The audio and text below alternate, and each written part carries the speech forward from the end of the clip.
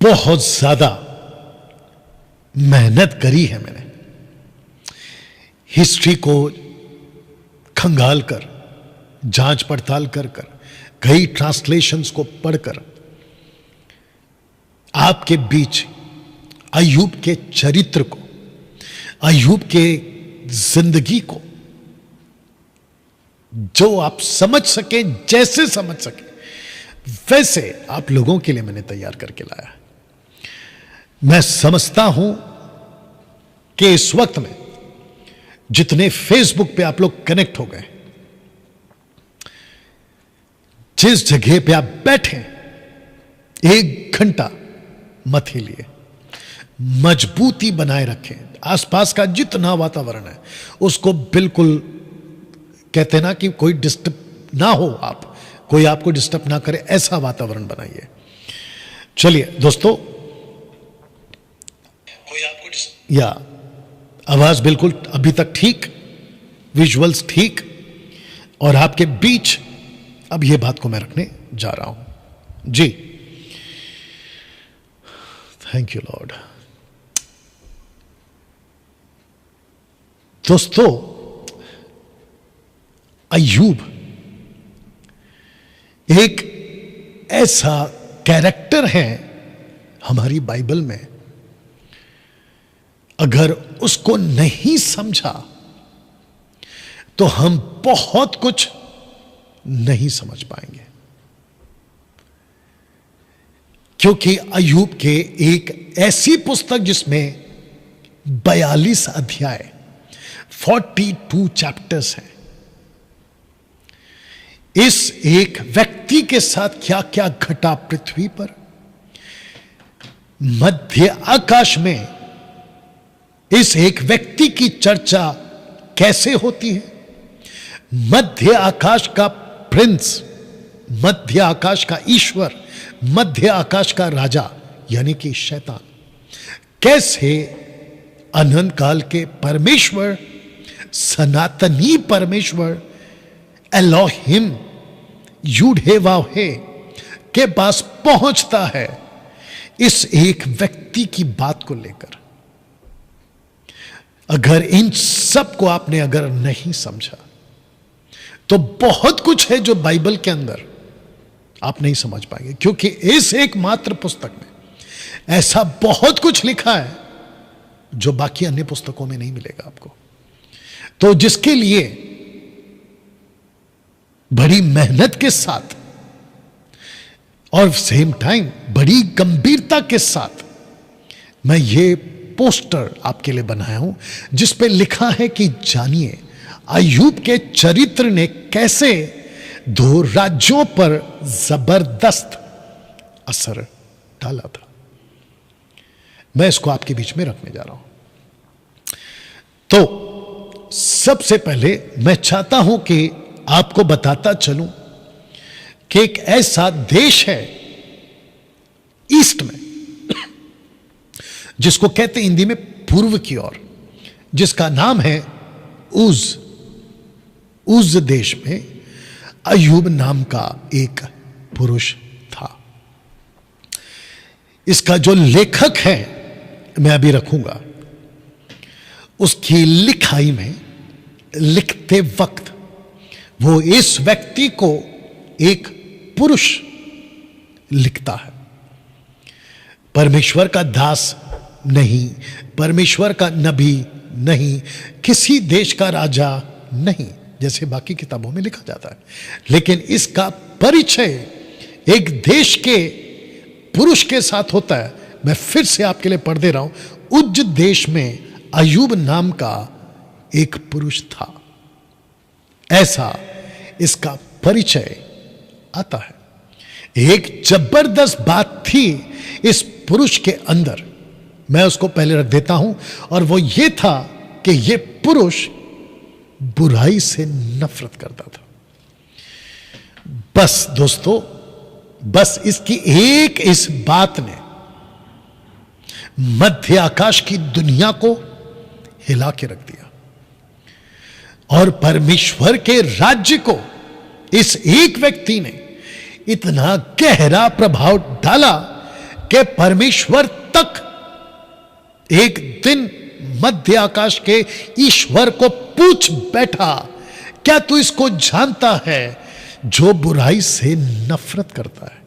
और वो भी कहां मैं रखने जा रहा हूं, एक ऐसे देश में जो पूर्व की ओर है, ईस्ट की ओर है ना। आप सोच रहे होंगे कि डैनियल भाई आप उस देश को और ईस्ट की तरफ को इतना फोकस्ड क्यों करवा रहे हैं? तो मैं आपके बीच में पहले पोस्टर रख दे रहा हूं, फिर बात करूंगा। दोस्तों, लिखा है कि पूर्वियों में, ब्रैकेट में, ईस्ट में, वो अय्यूब सबसे बड़ा था। यानी कि ये जो जोब है, इन सब आज के तारीख के हिसाब से मैंने लिखा है, मिडिल ईस्ट में, ईस्ट के पूर्व की ओर, जिसको हम कह सकते हैं अन्य जातियों का एक बहुत बड़ा समूह, उस वक्त की बात कर रहा हूं, अभी भी है, रहता था। ये उनके बीच रहने वाला आदमी जिसका नाम है अय्यूब। और इसकी जबरदस्त बात क्या थी कि ऐसे देश में और ऐसे इलाकों में, यानी कि ईस्ट की तरफ रहकर भी, ना तो नॉर्थ ना तो साउथ, ओके, ये रहता है ईस्ट में, मिडल ईस्ट में। उसके बावजूद इसकी जबरदस्त बात क्या थी कि यह बुराई से नफरत करता था। आपके दिमाग में सबसे पहला यह बात को डाल लीजिए कि यह वो व्यक्ति था जो बुराई से नफरत करता था। आप जब अभी मुझे सुन रहे हैं, मेरे जितने भी मसीह भाई बहन हैं, मसीह मंथन बैठक की तरफ से, मसीह जनता की तरफ से, खरी शिक्षाओं के जितने मेरे बड़े भाई बहन, जो भी आप लोग हैं, उन सब से, जब आप इस लाइन को देख रहे हो ना कि ये व्यक्ति, पुरुष, मैन, बुराई से नफरत करता था, क्योंकि यही वजह थी कि ये लाइमलाइट में आ गया, परमेश्वर के भी और शैतान के भी। लाइमलाइट समझते हैं, फोकस में आ गया।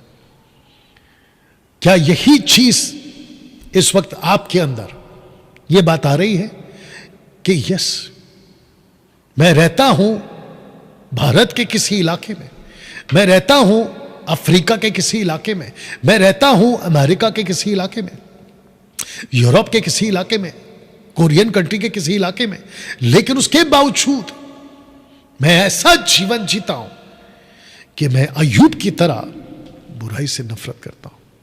मेरे चारों तरफ ऐसे लोग हैं, मेरे चारों तरफ ऐसी बातें हैं जो परमेश्वर को छिड़ दिलाती हैं, जो परमेश्वर की नजर में घृणित है। वो चाहे पत्थर की आराधना हो, लकड़ी की आराधना हो, जानवरों की आराधना हो, मनुष्यों की आराधना हो, या ऐसे कोई कृत्य, ऐसी कोई एक्टिविटीज व्यभिचार के क्षेत्र में, नशे के क्षेत्र में, कत्ल के क्षेत्र में, नक्सलाइट, आतंकवाद के क्षेत्र में, जिससे परमेश्वर को चिढ़ होती है, ऐसे लोगों के बीच में रहकर भी क्या आप बुराई से नफरत करना सीख गए हैं?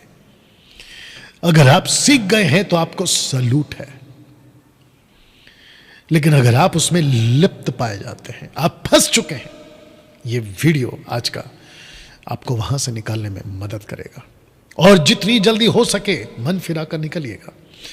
जानते हो दोस्तों, जब मैं अय्यूब के चरित्र की बात कर रहा हूं ना कि वो बुराई से नफरत करता था, तो एक वचन पौलुस कहते हैं, दूसरा तिमोथी 3:12, 2 तिमोथी चैप्टर 3:12 कहता है, जितने मसीह यीशु में होकर, उद्धार पाकर, भक्ति के साथ जीवन बिताना चाहते हैं, वे सब सताए जाएंगे। वाह! जबकि यह होना क्या चाहिए था? यह होना चाहिए था जितने प्रभु यीशु के साथ भक्ति का जीवन बिताते हैं, वे सब ब्लेसेड हैं।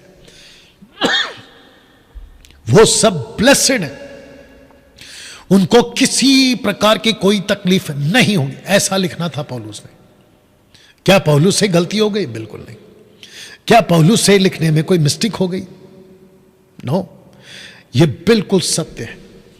मैं इसको फिर से पढ़ दे रहा हूं, अगर आपका ध्यान नहीं गया था तो जाइएगा लेके। लिखा है कि जितने मसीह यीशु में भक्ति के साथ जीवन बिताना चाहते हैं वे सब सताए जाएंगे। सताव कहां से आएगा? बाहर से। भक्ति का जीवन जीते हो मजाक के तौर पर, सताव बाहर से। भक्ति का जीवन जीते हो घर के अंदर से, भक्ति का जीवन जीते हो वचन के साथ कनेक्टेड रहते हो अपने लोगों के साथ। और सबसे ज्यादा जो भक्ति का जीवन जीता है वो अपने आप से लड़ता है, खुद से लड़ता है। गलातियों, मेरे पास वक्त नहीं है और मैंने रखा भी नहीं उसको क्योंकि बहुत सारी बातें आपको बतानी है। गलातियों उसका 5वां अध्याय वचन 17-18 से लेकर 22 तक। आपके अंदर एक आत्मा है जो लड़ती है शरीर से, जो आप ही के अंदर है। आपका सबसे बड़ा दुश्मन आपके अंदर बैठा है और वो उसका नाम है शरीर। आपको प्रतिदिन लड़ना पड़ता है। तो लिखा है कि वे सताए जाएंगे ना। दोस्तों मैं चाहता हूं कि पहले पोस्टर देखें और उसके बाद में मैं आपके लिए उसको पढ़ दे रहा हूं, और साथ ही साथ मैं फिर कहता चला जाऊंगा कि खूब शेयर करिएगा। फेसबुक वालों, यूट्यूब वालों, इंस्टाग्राम वालों, इस वीडियो को जितना हो सकता है शेयर करिए ताकि ऐसी बातें लोगों तक पहुंचे। मेरा मकसद किसी प्रकार का पैसा कमाना नहीं है, ये आप खुद जानते हैं। आइए इसको पढ़ते हैं, आप लोग भी पढ़िएगा। लिखा है कि शैतान की यह एक सच्चाई आपको पता होनी चाहिए। कौन सी सच्चाई? लिखा है कि वो खोजता है।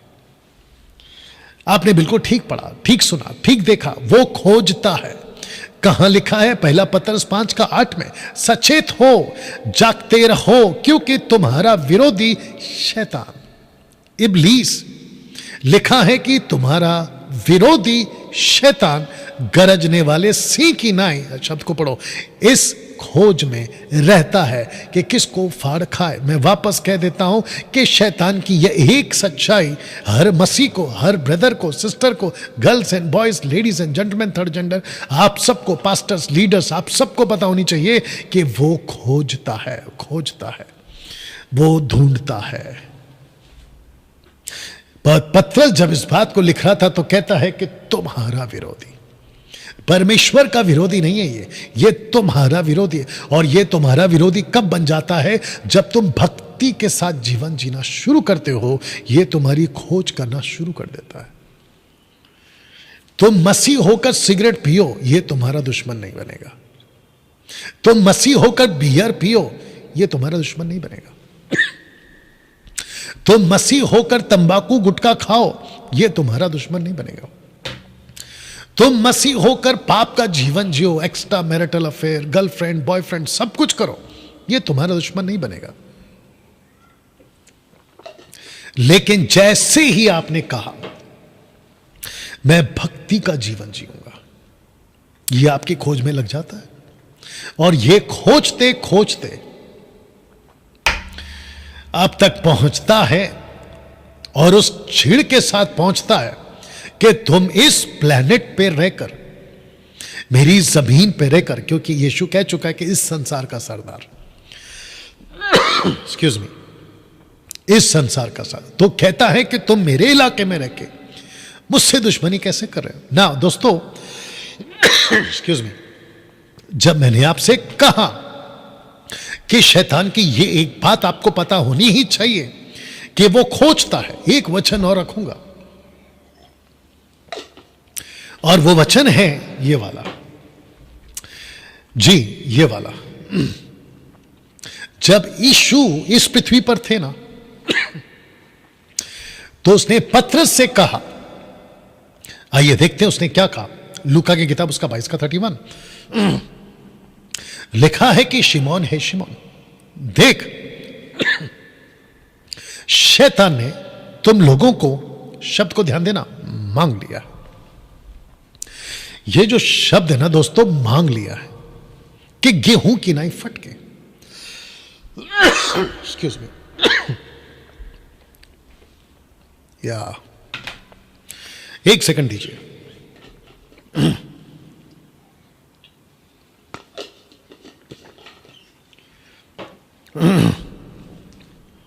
जो इस वक्त में प्रार्थना कर रहे हैं, थैंक यू।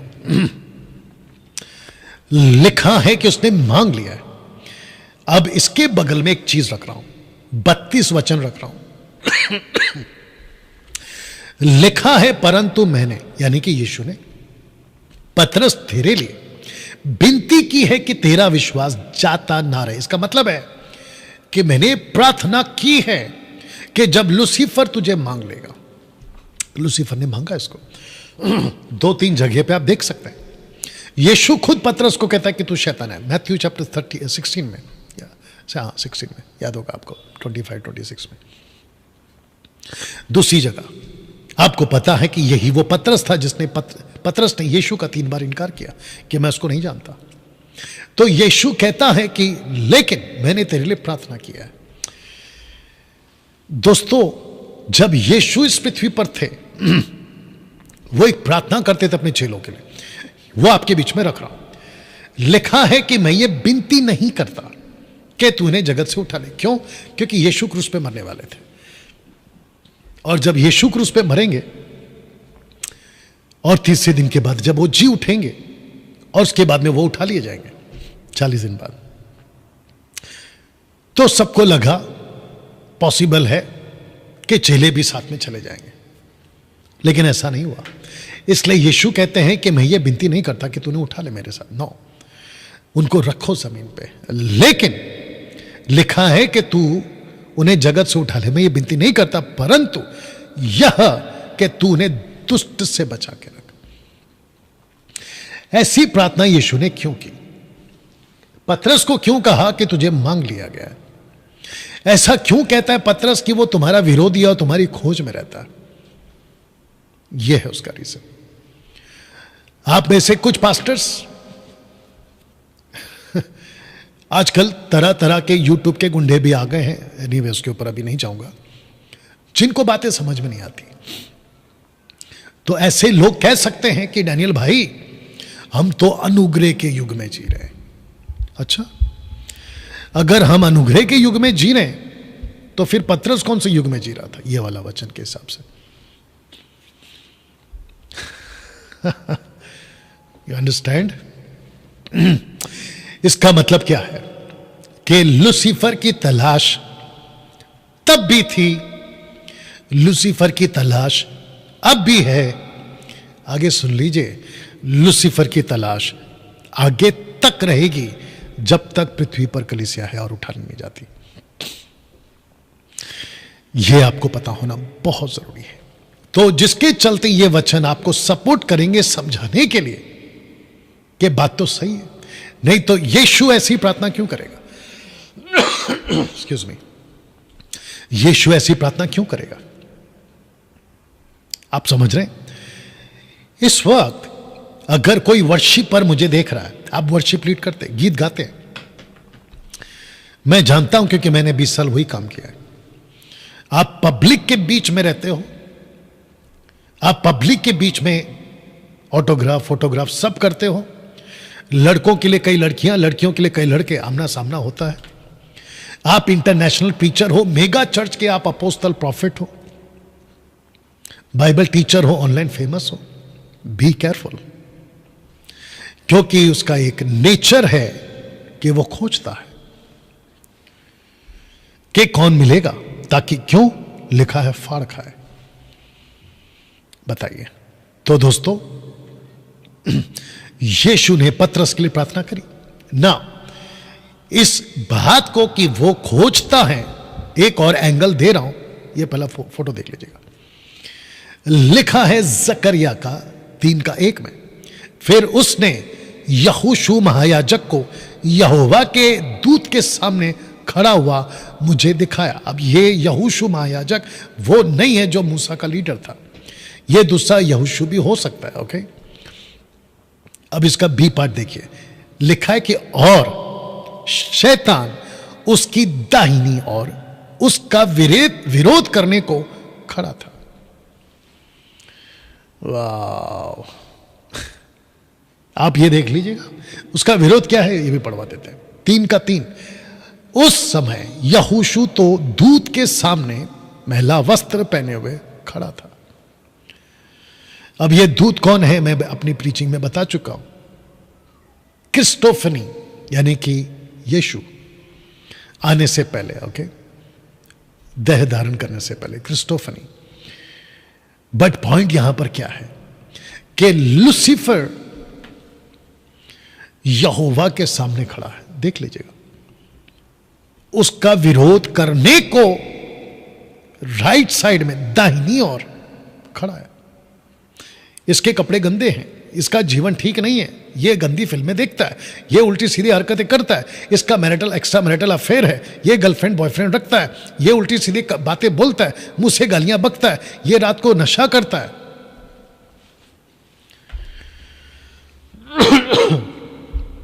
आप लोग बात को समझिएगा कि मैं अय्यूब के जीवन से आपके बीच में ये बातें रख रहा हूं ना।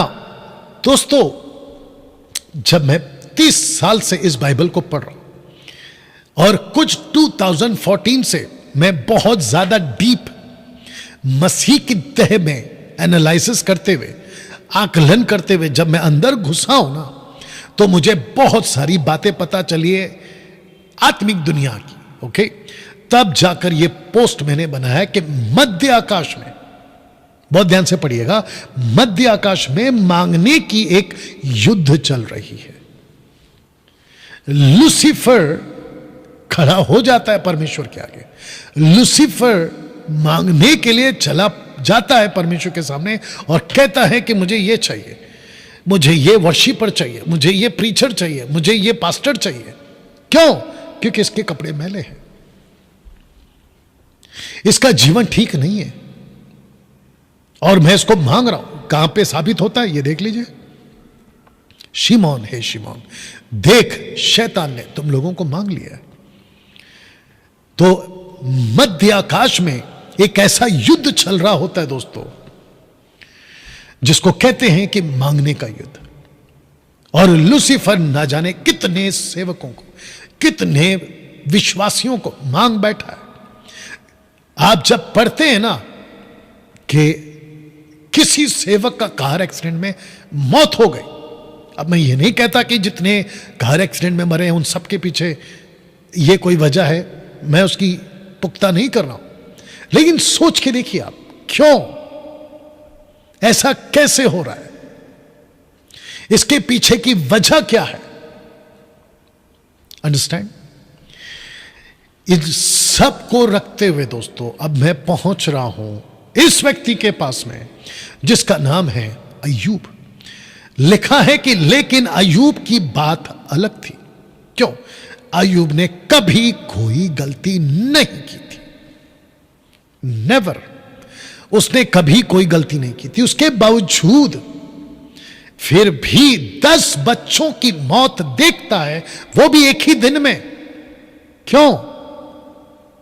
प्रश्न उठता है क्यों?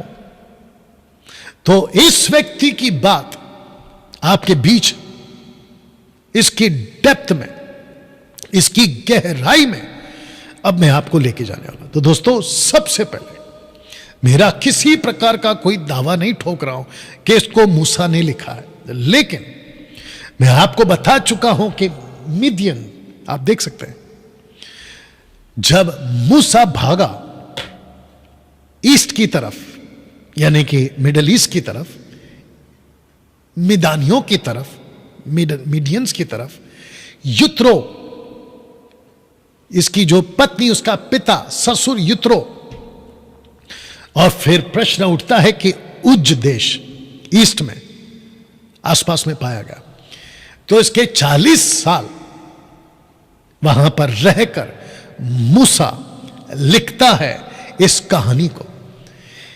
अब अय्यूब को लेकर मात्र 2 या 3 जगहों पर ही चर्चा है, जिसका मैं रखूंगा स्क्रिप्चर, लेकिन याकूब यानी कि the book of James, Hebrew के बाद वाली किताब,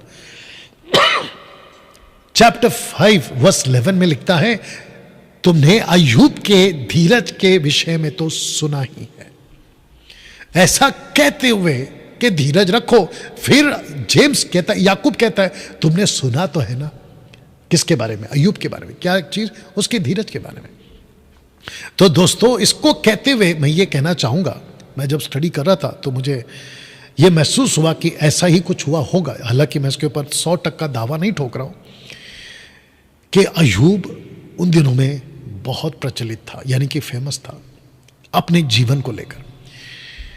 बहुत सारे स्कॉलर्स और बहुत सारे हिस्ट्री वाले जो लिखते हैं बातों को, वो उनका मानना है, मैं भी इस बात को मानता हूं कि अय्यूब का जो जीवन है अब्राहम से लेकर यूसुफ तक के बीच का जो गैप है ना, या जितने भी साल है, 150 साल, 175 साल बोल लीजिए, ये उन दिनों की घटना है। और मोसेस जब अपने यित्रो के पास 40 साल बिताता है जंगल में भेड़ बकरियों के साथ, उस वक्त में, क्योंकि इसी अय्यूब ने कहा, मैं रखूंगा वचन को, कि काश मेरी कहानी कोई लिखता और मेरी कहानी सबको सुनाई जाती। और यह इतना फेमस हो चुका था अपने धीरज के लिए, जो कि वचन मैंने सपोर्ट के लिए रखा हूं, कि यह बड़ा प्रचलित था उसके जीवन को लेकर। लोग गवाहियां देते थे कि अगर धीरज रखना है तो अय्यूब से सीखो, अय्यूब से सीखो, अय्यूब का जीवन का उदाहरण देते थे। तो मोसेस ने मोस्ट प्रोबेबली ये बात को लिखा होगा और उस बात को हम तक पहुंचाया होगा। 5 किताब लिखने से पहले, पेंटाट्यूक, जेनेसिस, एक्सोडस, लेविटिक्स, डिटरोनॉमी, है ना, ये किताबें लिखने से पहले, 5 किताबें लिखने से पहले संभवतः उसने ये किताब लिखी होगी पहले। तो दोस्तों, एक अय्यूब और 2 बड़े राज्य, ये पोस्ट आपके लिए मैंने भेजा था फेसबुक, यूट्यूब पर, और जिसके चलते मैं चाहता हूं इस वक्त आप लोग इसको समझेंगे। चित्र को ठीक से देखिएगा। इस पृथ्वी पे एक लड़का, एक व्यक्ति, इनफैक्ट ये बोलेंगे एक पुरुष, एक आदमी, अपने 10 बच्चों के साथ, 7 बेटे, 3 बेटियां, 1 पत्नी, इसके 3 अच्छे दोस्त जो इसकी उम्र से बड़े थे, यानी कि एल्डर्स थे वो लोग, सबके साथ अच्छे से रहता हुआ। लेकिन इसकी जीवन के चरित्र ने कुछ ऐसा प्रभाव डाला कि 2 राज्यों के बीच में यह व्यक्ति आ गया। तो लिखा है कि एक राज्य ने दूसरे राज्य को उभारा और एक सच्चा सेवक परिणाम पाता है। एक सच्चा सेवक परिणाम पाता है। दोस्तों, शैतान के गुस्से की सीमा, मैं रिपीट कर दे रहा हूं कि शैतान के गुस्से की सीमा किस कदर तक ये गुस्सा में था, या इस व्यक्ति की चिढ़ इसके अंदर थी, शैतान को इतना गुस्सा क्यों। मैं चाहता हूं कि आप इस बात को समझें, और जो कि मैं भी अय्यूब की तरह वही काम कर रहा हूं कुछ 2014 से, और वो है ये, जोब वॉज टीचर। उसको इतना गुस्सा क्यों था? क्योंकि अय्यूब एक टीचर था। इसके 3 दोस्त जब इसके जीवन काल में इसके साथ रहते थे, तो उन्होंने ये शब्द लिखा है, आइए मैं पढ़वा देता हूं। अय्यूब की पुस्तक 4 अध्याय वचन 3 और 4 लिखा है कि सुन, इसके दोस्त कह रहे हैं इसको, तेमानी एलीपज कह रहा है इसको, कहता है कि सुन, तूने बहुतों को शिक्षा दी है,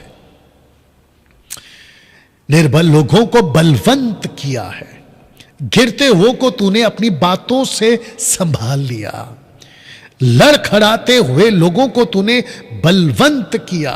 वजह क्या थी अय्यूब के ऊपर इतनी गुस्सा करने की? तो लूसीफर का गुस्से की वजह है ये बात कि वो एक टीचर था।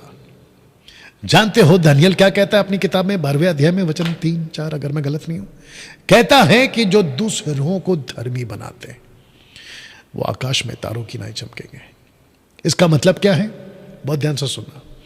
और मुझे बेहद खुशी है कि बहुत सारे लोग आसमान में तारों की नाई चमकेंगे, क्योंकि अगले महीने के 2 तारीख से हम 10 बैच के लोगों को ऐसे टीचर बनाने जा रहे हैं, खरी शिक्षाओं के,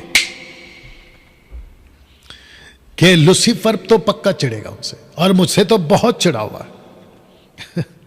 हु कैर्स, किसको पढ़िए, बहुत ध्यान से सुनिएगा। जो उद्धार पाता है उसको यीशु का टीचर बनना ही पड़ेगा। मैं रिपीट करने जा रहा हूं, girls and boys, ladies and gentleman, third gender, पुरुष हो या स्त्री, आपको टीचर बनना ही होगा। यीशु का सबसे ज्यादा वक्त किसमें बीता? टीचिंग में, डिडास्का, ग्रीक वर्ड है, मतलब सिखाते थे, उपदेश। प्रीचिंग कम, टीचिंग ज्यादा, सुसमाचार कम, उपदेश ज्यादा। यीशु करते थे अपने जीवन काल में, 3.5 साल की मिनिस्ट्री में, चेक कर लीजिए जाके। और जिसके चलते दोस्तों लूसीफर को इतना गुस्सा था कि ये दूसरों को शिक्षित करता। जरा ध्यान से सुनो, ये किसको शिक्षित करता था? ये रहता कहां था? याद है शुरू में मैंने क्या कहा था? ये ईस्ट में रहता था, पूर्व की ओर। और पूर्व की ओर कौन है? सब के सब अन्य जाति। उन दिनों की बात कर रहा हूं, और आज भी ये सबको एजुकेट करता था। तो लूसीफर ने कहा, मैं रखूंगा आगे चित्र और भी। लूसीफर ने कहा, ये खुद तो नफरत करता है पाप से, ये खुद तो चिढ़ा हुआ है, नफरत करता है पाप से, चिढ़ा हुआ है गलत बातों से, दूसरों को भी एजुकेट करता है। मैं इस व्यक्ति को बर्दाश्त नहीं कर सकता, मैं इसको, इस ईस्ट साइड में मैं इसको झेल नहीं सकता। जिसके चलते दोस्तों इसकी इतनी गुस्सा थी कि इसने एक ही दिन में सब कुछ खत्म कर दिया इस आदमी का, जिसका नाम है अय्यूब। एक ही दिन में सब कुछ खत्म कर दिया। अब आप सोच के देखिए कि इसको गुस्सा कितना है। तुम दूसरों को देखिए, आपका जीवन असर कब डालता है पता है? अंधकार की दुनिया में, जब तुम दूसरों को प्रभु के बारे में बताते हो। आप मसीह जीवन जियो, लूसीफर को उतनी तकलीफ नहीं है। आप बैठ के घंटों प्रार्थना करो, लूसीफर को उतनी तकलीफ नहीं है, उतनी तकलीफ नहीं है। आप प्रार्थना में बैठो, बाइबल पढ़ो, आप बच्चों से प्रार्थना करवा लो, घर को पवित्र करवा लो, सब कुछ करवा लो, लेकिन लूसीफर आपके अगेंस्ट एक्शन में कब आता है? जब तुम दूसरों को सिखाना शुरू करते हो। जैसे ही आप किसी को एजुकेट करते हो, सही क्या है गलत क्या है, जैसे अभी मैं कर रहा हूं, लूसीफर के टारगेट में वो आ जाता है। बोला ओके, अब इसके पीछे पड़ो, इसको मांगो। ये जल थल सब एक कर देता है आपको बर्बाद करने के लिए। यही तो पतरस ने कहा ना 1 पीटर चैप्टर 5 वर्स 8 में, कि वो ताक में रहता है, वो खोज में रहता है कि फाड़ खाए। Can you believe this? ऐसे टाइम पर जब अय्यूब का इसने सब कुछ खत्म कर दिया, तब जाकर यह स्टेटमेंट आता है। और मैं चाहता हूं कि 1:12 आपके लिए पहला पढ़ूं। धन्य है वह मनुष्य जो परीक्षा में स्थिर रहता है, क्योंकि वो खरा निकलकर जीवन का वो मुकुट पाएगा जिसकी प्रतिज्ञा प्रभु ने अपने प्रेम करने वालों को दी है। अभी वचन 5:11, देखो हम धीरज धरने वालों को धन्य कहते हैं। तुमने अय्यूब के धीरज के विषय में तो सुना ही है, प्रभु की ओर से जो उसका प्रतिफल हुआ उसे भी जान लिया है, कि जिससे प्रभु की अत्यंत करुणा और दया प्रकट होती है। अय्यूब का धीरज अय्यूब को बचा गया। अय्यूब का धीरज अय्यूब को धर्मी बना गया। दोस्तों, अय्यूब की बात और अय्यूब का चरित्र दो लोगों के साथ जोड़ा गया है। द बुक ऑफ हेजेकिएल, हेजेकिएल की पुस्तक उसका 14 का 14, हालांकि 20 तक भी जाइएगा आप, लेकिन मैंने फिलहाल 14 रखा है। इस व्यक्ति का नाम जोड़ा गया दो लोगों से, एक है नूह और दूसरा है दानियल। एक है नूह और दूसरा है दानियल। मैं आपके लिए पढ़वा देता हूं। लिखा है, तब चाहे उसमें नूह, दानियल, अय्यूब, ये तीनों पुरुष हो तो भी वे अपने धर्म के द्वारा केवल अपने ही प्राण को बचा सकेंगे, प्रभु यहोवा की ये वाणी। इसका मतलब क्या है? परमेश्वर कहता है कि जब मैं न्याय करने को उतरूंगा, जब मैं देखूंगा कि कौन कौन धर्मी है, तो जिसका जो जीवन जिएगा वो उसी के हिसाब से बचेगा। उसका पास्टर चाहे नूह हो, उसका पास्टर चाहे दानियल हो, उसका पास्टर चाहे अय्यूब हो, मैं नहीं बचाऊंगा। उसके धर्म के कारण ही वो बचेगा। ये मैसेज है। प्रश्न उठता है कि नूह, दानियल और अय्यूब ये तीनों क्यों? ये पोस्टर देख लीजिएगा। अगर आपने इन तीनों का जीवन का दौर अगर आपने देखा होगा, पढ़ा होगा, इन तीनों का वास्ता अंधकार की दुनिया से रहा है। स्पिरिचुअल रिल्म, अंधकार की दुनिया। नूह के टाइम का आपको पता होगा नेफिलिम, दानियल के टाइम पे आपको पता है कैसे कैसे दर्शन, और अय्यूब का तो आपको पता है मध्य आकाश में। तो जिसके चलते ये तीनों का नाम जोड़ा गया। ना दोस्तों, अय्यूब ने कभी नहीं पूछा, धीरज रखते हुए अपने जीवन काल में उसने कभी नहीं पूछा। क्यों? बस उसको यह पता था कौन। एक होता है क्यों और दूसरा होता है कौन। अब आप बोलोगे कि डैनियल भाई इसका मतलब बताइए। मैं बता देता हूं। अय्यूब के लाइफ में उसने कभी नहीं पूछा कि क्यों मेरे साथ हो रहा है। जानते हो, 90% से भी ज्यादा मसीह लोग जब उनके साथ कुछ भी गलत होता है, घर में मौत हो गई, नौकरी चली गई, बिजनेस ठप पड़ गया, पैसे खत्म हो गए, बीमारियां घर पर आ गई, आपका बड़ा नुकसान हो गया, आपके दिमाग में बहुत बड़ा प्रश्न उठता है, क्यों? लेकिन अय्यूब ने कहा, मैं क्यों नहीं पूछूंगा, क्योंकि मुझे पता है कि कौन है मेरे इन सब के पीछे, कौन है। और मैं आगे कनेक्ट करूंगा, लेकिन उसके पहले मैं चाहता हूं कि ये लाइन यूहन्ना का 9वां अध्याय वचन 1 में लिखा है, फिर जाते हुए उसने एक मनुष्य को देखा जो जन्म का अंधा था। उसके चेलों ने से पूछा, हे रब्बी, यानी कि यीशु, किसने पाप किया कि यह अंधा पैदा हुआ या जन्मा, इस मनुष्य ने या इसके माता पिता ने? अब जरा जवाब सुनिए यीशु का। यीशु ने उत्तर दिया कि ना तो इसने पाप किया था ना इसके माता पिता ने, परंतु यह इसलिए हुआ कि परमेश्वर के काम इसमें प्रकट हो। तो अय्यूब को पता था, और इसलिए उसने नहीं पूछा कि क्यों क्यों क्यों, मेरे 10 बच्चे एक साथ मर गए, क्यों नहीं पूछा, मेरा प्रॉपर्टी चला गया, क्यों नहीं पूछा। इसको पता था कि कौन है। और तब जाकर अय्यूब समझ चुका था कि मेरे जीवन से परमेश्वर की महिमा होगी।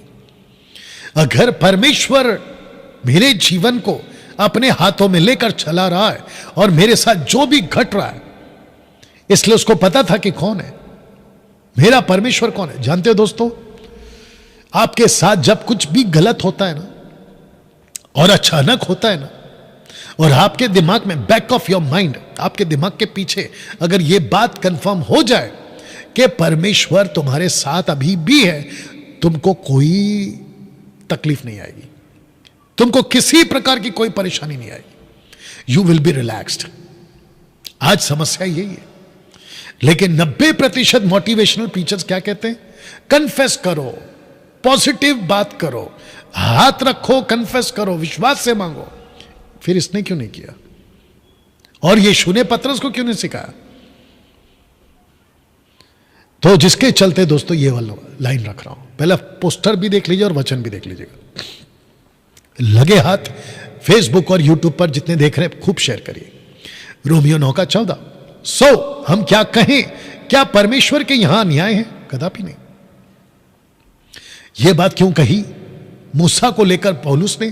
क्योंकि वो कहता है कि कैसे पॉसिबल है, यहूदियों को कठोर कर दिया, अन्य जातियों को मौका दे दिया। इस कॉन्सेप्ट में पौलुस ये बात को कह बैठा, कहता है कि उसकी मर्जी।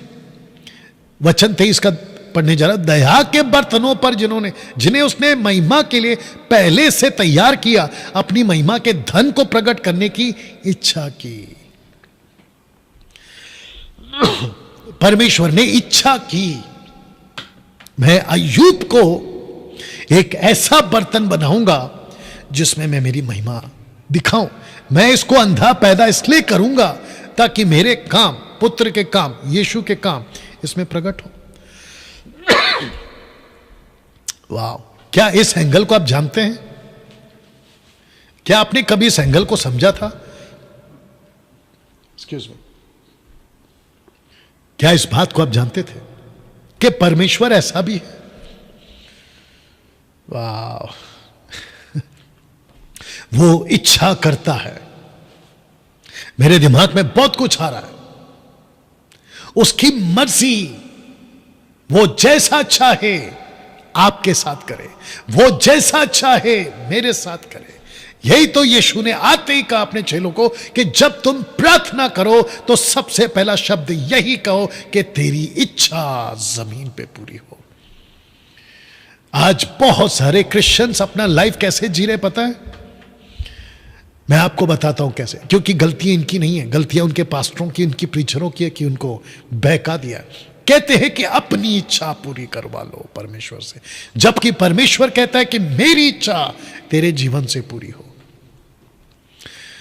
यही तो हुआ अय्यूब के साथ। अय्यूब का जीवन 3 भागों में नाश किया गया था और यह महिमा का बर्तन बना परमेश्वर की इच्छा के अनुसार, परमेश्वर की महिमा का बर्तन।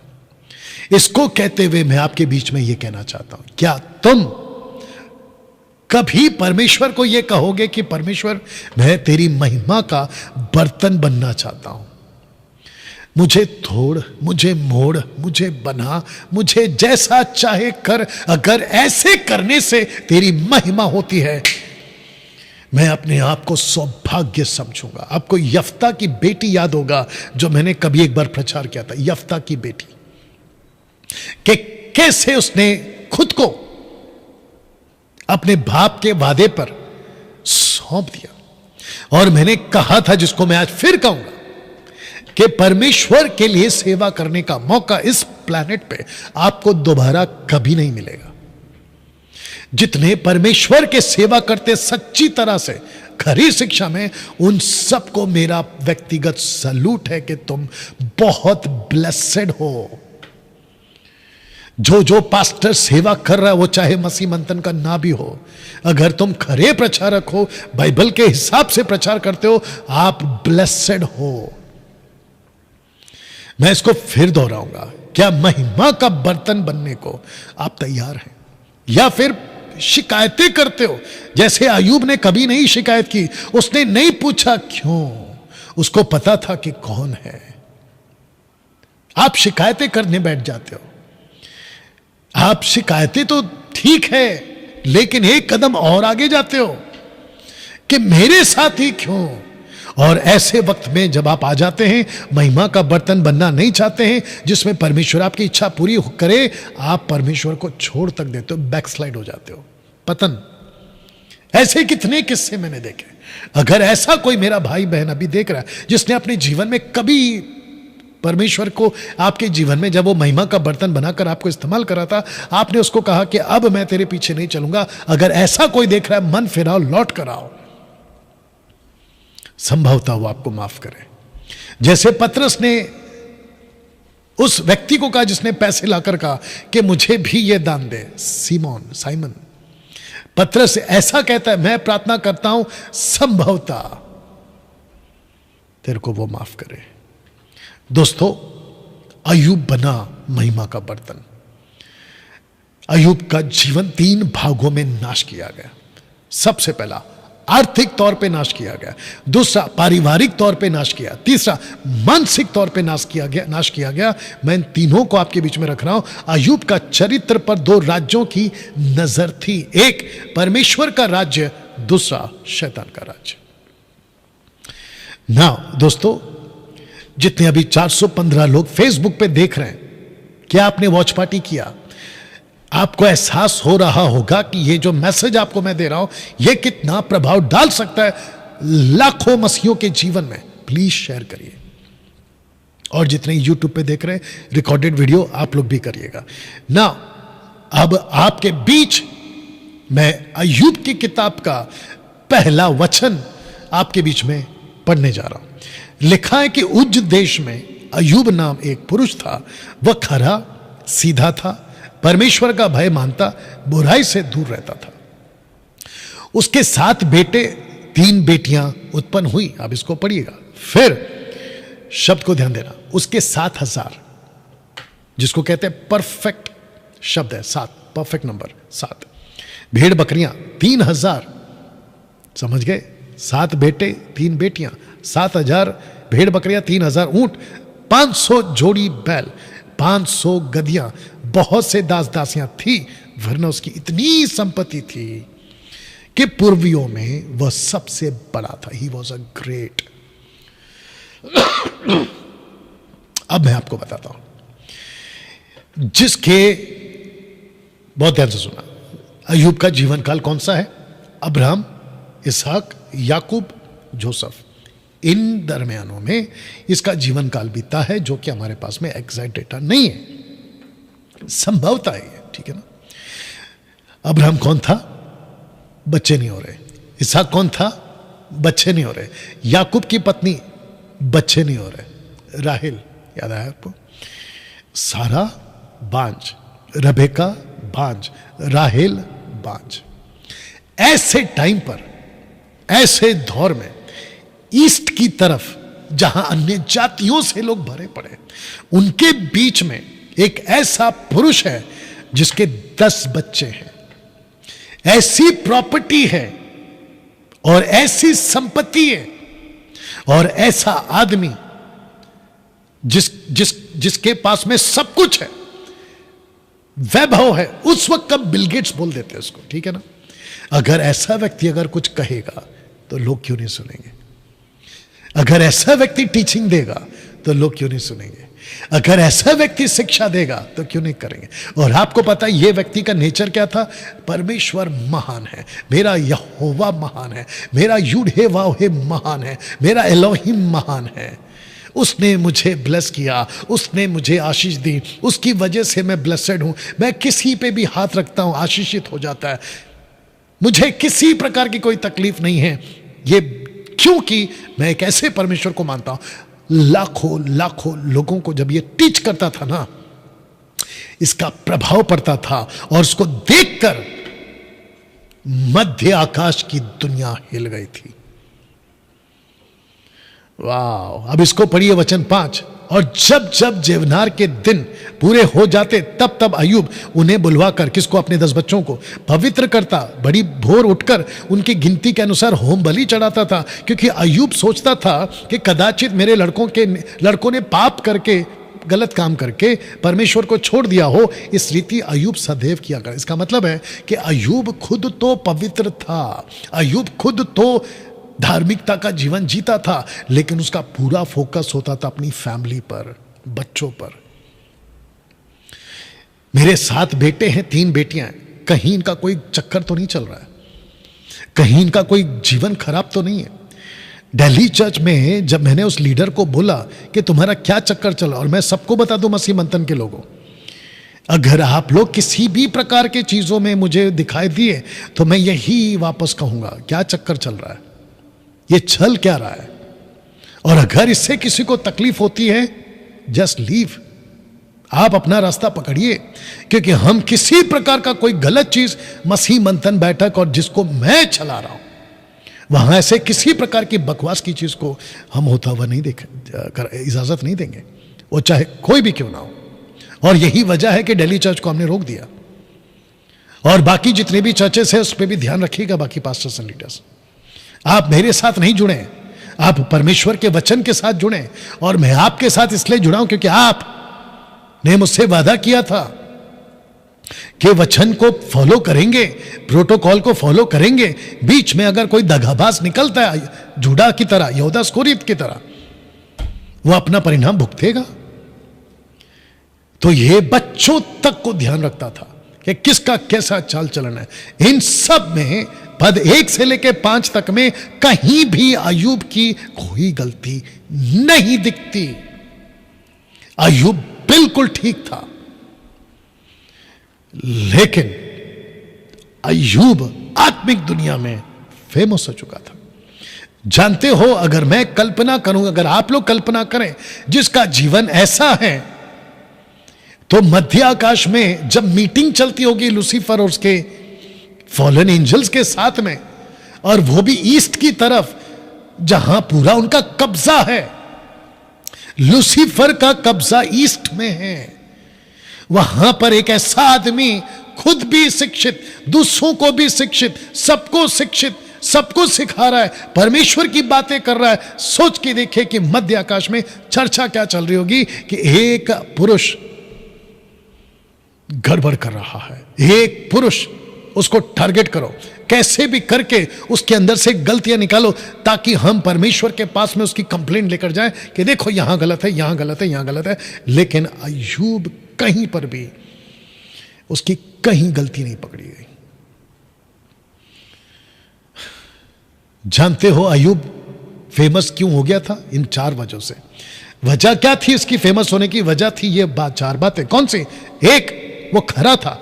दूसरा, सीधा था। चौथा, प्रभु का भय मानता था। और सबसे इंपॉर्टेंट है बुराई से दूर रहता था, नफरत करता था। मैं आज मसीह समाज के जितने भी लोग हैं ना, उन सबको यह बात कहना चाहता हूं, क्या तुम जब किसी गलत चीज को देखते हो तो तुम उसको प्यार करते हो या नफरत करते हो? फेसबुक पर एक आदमी आया था मेरे पास, उल्टा सीधा कमेंट्स करता हुआ, कहता है कि ग्रेस की बात करो, क्योंकि मैंने पोस्ट डाला था ना, परमेश्वर का मजाक उड़ाओगे तो न्याय के दिन यानी कि रैप्चर के बाद में बहुत बुरे फंसोगे। याद होगा आपको, जिसको 70,000 के आसपास लोग देख चुके हैं। वो कहता है अनुग्रह की बात करो। ऐसे लोग हैं मार्केट में। जिस चीज को अनुग्रह कहना है ना, हम उसको अनुग्रह कहते हैं, जिस चीज को गलत कहना है ना, उसको हम गलत कहते हैं।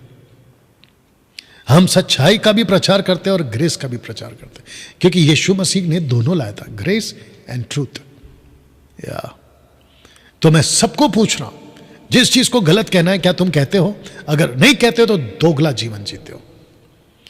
संसार की बातें गलत है तो गलत है, संसार की चीजें गलत है तो गलत है, उसको बोलना सीखो। मैं ऐसे पास्टरों को जानता जो थिएटर जाते हैं, बताइए, ऐसे चर्च के मेंबरों को जानता हूं जो थिएटर से बाहर निकलते हुए मैंने अपनी आंखों से देखा है, पति पत्नी। बताइए। तो जिसके चलते बुराई से नफरत करना सीखो। यह लड़का, यह पुरुष नफरत करता था बुराई से ना। जब यह सब कुछ हो रहा है, पीछे जा रहा हूं, यह आत्मिक दुनिया में जब फेमस हो गया तो दोस्तों वचन 6 जानते हो क्या कहता है? रख रहा हूं। एक दिन, अय्यूब की किताब 1 अध्याय वचन 6 लिखा है कि एक दिन, यह कौन सा दिन है? एज यूजुअल, जिसको कह सकते हैं कि एक कोई भी दिन। अगर इसका लेखक मूसा है तो कहता है कि एक दिन ऐसा कुछ हुआ। आइए देखते क्या हुआ। यहोवा परमेश्वर के पुत्र उसके सामने उपस्थित हुए। पुत्र मतलब एंजल्स। उनके बीच शैतान भी आया। अब यह कैसे आया, क्या आ सकता है? ऐसे बहुत सारे क्वेश्चंस हैं। पहली बात यह है कि किसी प्रकार का एक घटना को लेकर डॉक्ट्रिन नहीं बनती कि शैतान कभी भी जा सकता है। No, never. शैतान तभी आ सकता है जब परमेश्वर इजाजत दे। शैतान तभी पहुंच सकता है जब परमेश्वर इजाजत दे। परमेश्वर की इजाजत के बगैर कुछ नहीं होता। यह बात आपको भी समझना होगा ना। लिखा है कि एक दिन शैतान भी आ गया। अब जरा देखिएगा,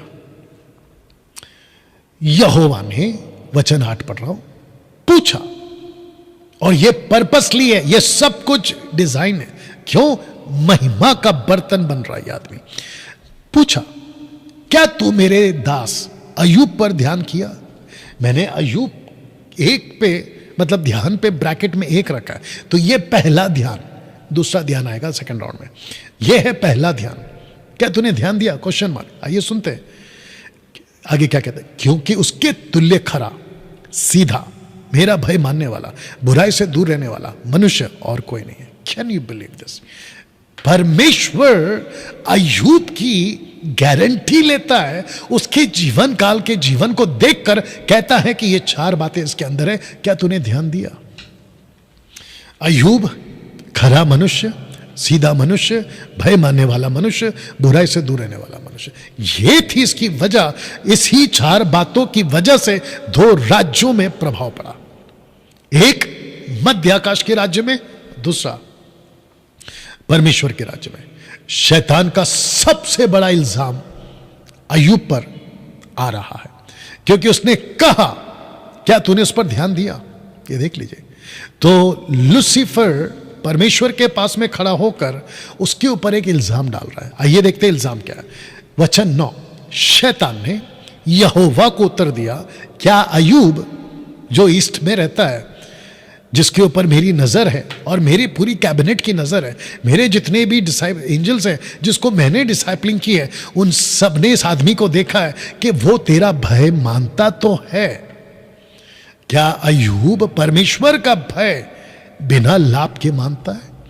इसका मतलब यह हुआ कि यह इल्जाम है इसके ऊपर, यह इल्जाम है इसके ऊपर लूसीफर का कि अय्यूब आपके पीछे इसलिए चलता है, सच्चाई से इसलिए चलता है, खराई से इसलिए चलता है क्योंकि उसको फायदा है आपसे।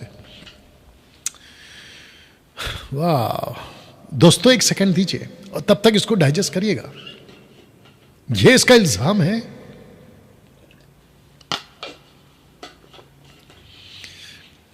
जितने देख रहे हैं मैं फिर से कहना चाहता हूं, प्लीज शेयर करते जाइए।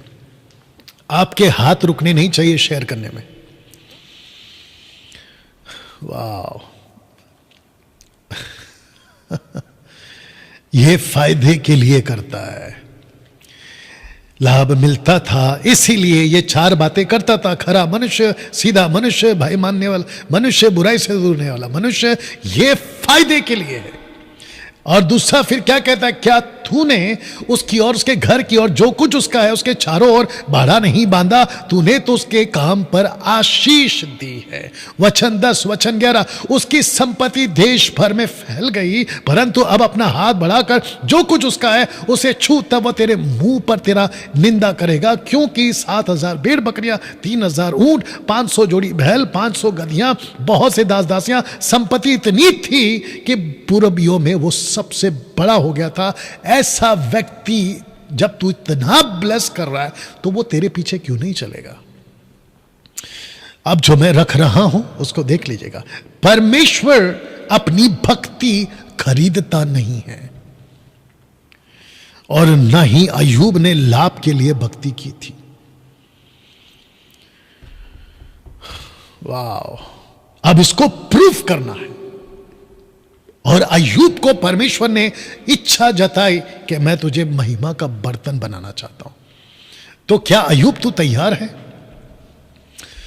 दोस्तों, इस स्टेटमेंट के बाद परमेश्वर अपनी भक्ति खरीदता नहीं है और ना ही अय्यूब ने लाभ के लिए परमेश्वर की भक्ति की एक्सक्यूज मी, और ना ही किसी लालच की वजह से वो परमेश्वर के पीछे चला। अब परमेश्वर के सामने एक बहुत बड़ा क्वेश्चन मार्क खड़ा हो गया कि मुझे अय्यूब को प्रूफ करना है। मैं बहुत ध्यान से सुनिएगा, मैं अय्यूब की वजह से जीतना चाहता हूं। मैं अय्यूब को रखकर इसको हराना चाहता हूं। किसको? लूसीफर को। क्या अय्यूब तू मेरा महिमा का बर्तन बनेगा? दोस्तों, आगे जाने से पहले मैं आपको भी कहना चाहता हूं, अगर ऊपर बैठा परमेश्वर आपको लेकर अगर अपना महिमा का बर्तन बनाना चाहता है तो क्या आप तैयार हैं? क्या आपके अंदर यह बात आने को तैयार है कि यस, मुझे लीजिए, महिमा का बर्तन बनाइए, लूसीफर को गलत साबित करिए। मुझे लीजिए, महिमा का बर्तन बनाइए और खुद को सही साबित कर दीजिए। क्योंकि यह जो इल्जाम है, परमेश्वर कहता है मैं नहीं ले सकता। मैं इसको जस्टिफाई करना चाहता हूं। आपकी लाइफ में न जाने कितनी बार ऐसा ही कुछ परमेश्वर ने कहा, ऐसा ही कुछ परमेश्वर ने कहा, लेकिन जानते हो, जैसे ही वो आपको अपना महिमा का बर्तन बनाने गया और जरा सी उफ आपको हुई, आप चीख बैठे, क्यों हे परमेश्वर मेरे साथ क्यों ऐसा तुम चीख बैठे। और वहीं पे परमेश्वर को अपना प्लान कैंसिल करना पड़ गया आपके लिए कि ये मेरा महिमा का बर्तन नहीं बन पाया। वाह, आज आप गरीब हैं, शायद आप महिमा के बर्तन हैं। आपके शरीर में कोई बीमारियां हैं, शायद आप महिमा का बर्तन हैं। आपकी अचानक से नौकरी छूट गई, शायद आप महिमा के बर्तन हैं। आपके साथ कुछ भी ठीक नहीं हो रहा है, शायद आप महिमा के बर्तन हैं। वक्त दीजिए ना। यही तो याकूब कहता है कि उसकी चर्चाएं होती थी उसके धीरज की, और यीशु ने क्या कहा मत्ती 24:12-13 में, जो अंत तक धीरज रखेगा उसी का उद्धार होगा। धीरज का मुकुट उसी को दिया जाएगा जो धीरज रखेगा। जरा जांचिए दोस्तों अपने जीवन को। सिस्टर्स जांचिए ना, यंग बॉयज एंड गर्ल्स जांचिए ना, आपके मुंह से कितनी बार चीखें निकली हैं, मेरा क्या कसूर है, मैं तो सच्चाई पे चल रहा था, मैं तो नेकी पे चल रहा था, फिर मेरे साथ में ये क्यों। ऐसे टाइम पे आपका सबसे जल्दी क्या छूट जाता है पता है? धीरज। और तुम उतर जाते हो बगावत पे, तुम उतर जाते हो शिकायत पे। सीखो बर्दाश्त करना, सीखो सहना, सीखो शांत रहना। हाँ दोस्तों, क्योंकि अब परमेश्वर के सामने एक बहुत बड़ा प्रश्न खड़ा हो गया कि यह लाभ का चक्कर है, मतलब फायदे का चक्कर है। और जानते हो, शैतान चाहता था कि अय्यूब इसके नीचे जो आएगा, यानी इसके बाद जो आएगा, क्या कहता है देखो। और यही शब्द इसने इसके मुंह में डाला। ये कौन है? इसकी पत्नी। ऊपर फोटो भी देख लीजिए, वचन 11। तब वह यानी अय्यूब तेरे मुंह पर तेरी निंदा करेगा। यही शब्द 2:9 में इसकी पत्नी कहती है, परमेश्वर की निंदा कर और इस परमेश्वर को छोड़ दे या मर जा। बताइए, शैतान ने 3 जगहों पर अटैक किया था। एक पैसा, दूसरा परिवार और तीसरा शरीर। मैं रखने जा रहा हूं। जानते हो अय्यूब का किताब उसका 1:14-15 में क्या लिखा? तब एक दूत यानी कि एक नौकर, ब्रैकेट में लिखा, ये कौन है? जब सब मर रहे हैं एक नौकर बच जाता है। ऐसा टोटल 4 नौकर आते हैं इसके पास। अय्यूब के पास आकर कहने लगा, हम तो बैलों से हल जोत रहे थे, गधियां उनके पास चल रही थी कि शाबा के लोग धावा करके उनको ले गए, तलवार से तेरे सेवकों को मार डाला, मैं ही अकेला बचकर तुझे समाचार देने आया। ये कैसे बच रहा है? वचन 16, अभी वह कह ही रहा था, एक के बाद एक। याद रखो, लूसीफर का गुस्सा है ये। जैसे ही परमेश्वर ने कहा कि जा उसके शरीर को छोड़, नाश नहीं करना, बाकी सब कर देना, जैसे ही उसको मौका मिला तबाही शुरू, एक के बाद। इससे पता चलता है कि बीच की दुनिया में अय्यूब को लेकर गुस्सा कितना। इसलिए मैंने कहा गुस्से की सीमा याद आया आपको। वो अभी ये कह ही रहा था कि दूसरा भी आकर कहने लगा कि परमेश्वर की आग आकाश से गिरी। परमेश्वर की आकाश, जबकि प्रकाशित वाक्य कहता है कि वो ऊपर से आग तक बरसा सकता है। कौन? लूसीफर। परमेश्वर की आग आकाश से गिरी, उसमें भेड़ बकरियां सेवक जलकर भस्म हो गए, मैं ही अकेला बचकर तुझे समाचार देने। ये कैसे बच रहा है? क्वेश्चन मार्क है। ये हो गया दूसरा। अब आएगा तीसरा। वो अभी ये कह ही रहा था कि एक और भी आकर कहने लगा कि कसदी लोग 3 गोल बंधकर ऊंटों पर धावा करके उन्हें ले गए और तलवार से तेरे सेवकों को मार डाला, हम ही अकेला बचकर तेरे समाचार देने को आया, मैं ही अकेला। ये हो गया तीसरा। चौथा, वचन 18। वह अभी ये कह ही रहा था कि एक और भी आकर कहने लगा, तेरे बेटे बेटियां बड़े भाई के घर खाते और दाख मधु पीते थे कि जंगल की ओर से बड़ी प्रचंड वायु चली, घर के चारों कोनों को ऐसा झोंका मारा कि वो जवानों पर गिर पड़ा और वे मर गए, और मैं ही अकेला बचकर तुझे समाचार देने को आया। बताइए,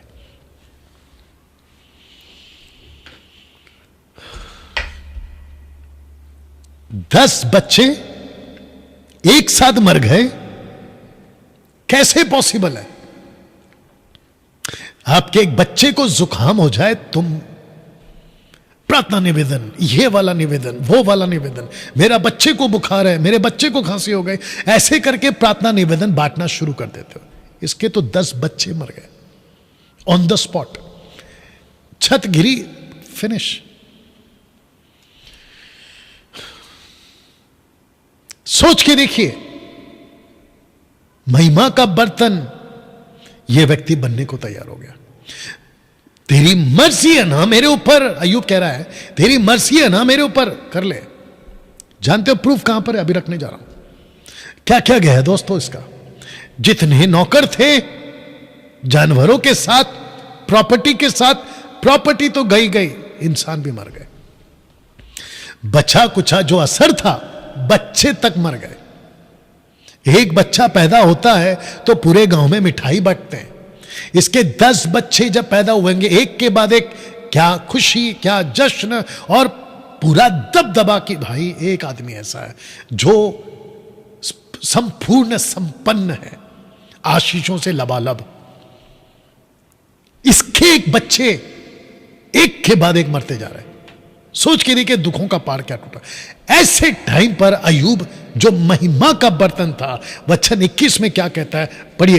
तब अय्यूब उठा, बागा फाड़ा, जैसे आप ये चित्र में देख रहे हैं, सिर मुंडाकर, अपने सर के बाल मुंडाकर भूमि पर गिरा और दंडवत करके कहा। हिब्रू वर्ड है दंडवत, का मतलब है झुककर परमेश्वर की प्योरली आराधना किया इसने। जानते हो इसने क्या कहा? मैं अपनी मां के पेट से नंगा निकला, वहीं नंगा लौट जाऊंगा। यहोवा ने दिया, यहोवा ने लिया। इसका मतलब क्या कहता है पता है? बहुत ध्यान से सुनना। इसके दिमाग में, ओके ये भी रख देता हूं, यहोवा का नाम धन्य। इसके दिमाग में एक बात फिट हो चुकी थी कि ऐसा आदमी था, एक रुमाल भी मेरा नहीं है, ऐसा कहता था ये खुद को। बदन पे जो कपड़े हैं ना, उसका एक रुमाल भी मेरा नहीं है। मेरी वाइफ मेरी नहीं है, मेरे 10-7 बेटे, 3 बेटियां मेरी नहीं है, मेरे जानवर भेड़ बकरी ऊंट गधे मेरे नहीं है, मेरी सोने चांदी की सिक्के मेरी नहीं है। उसके दिमाग में हमेशा से था कि इस पृथ्वी पर मेरा कुछ है ही नहीं। इसको कहते हैं सोल टाई, सोल टाई, प्राण बंधन। इसको कहते प्राण बंधन, इसको कहते प्राण बंधन। आप जब किसी चीज से बंध जाते हो ना, तब आपको उसके जाने का दुख ज्यादा होता है। किसी चीज से मत बंधो। कईयों को अपने जो पेट्स होते हैं ना, उससे बंध जाते हैं। अगर वो बीमार हो गया तो परमेश्वर तक को नहीं छोड़ते, ऐसे कैसे बीमार कर दिया, अरे वाह। दिमाग में रखो कि वो कुछ वक्त के लिए आपके साथ है। इस पृथ्वी पर पत्नी हो, पति हो, बच्चे हो, मां बाप हो, भाई हो, बहन हो, पैसा हो, प्रॉपर्टी हो, जमीन हो, जायदाद हो, ये टेम्पररी है मेरे दोस्त, अस्थाई, हमेशा के लिए नहीं है। तो इसके साथ में बंधे मत रहो, क्योंकि जिस दिन ये जाएगा ना और आप उसके साथ में मन लगाकर बैठोगे ना, तो तुमको बहुत तकलीफ होगी। इसको देखो क्या कहता है ये। इसका मतलब ये था कि इसके दिमाग में फिक्स था, पहले से प्रिपेयर करके रखा था, जबकि इसको नहीं पता था कि एक दिन मेरे साथ ऐसा होने वाला। सोच के देखिए। दूसरी चीज, जब ये खूब कामयाब हो गया था ना, तो इसको पता था कि ये जो कामयाबी है, मैं इसको अपने सर चढ़ने नहीं दूंगा। मतलब कामयाबी के कारण मैं घमंडी नहीं बनूंगा।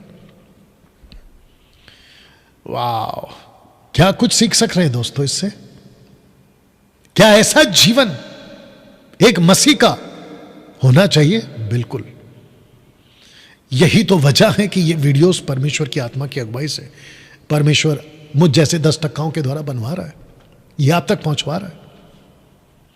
मैं जानता हूं कि आप लोग मेरे साथ में ऑलमोस्ट 1.5 घंटे से कनेक्टेड है।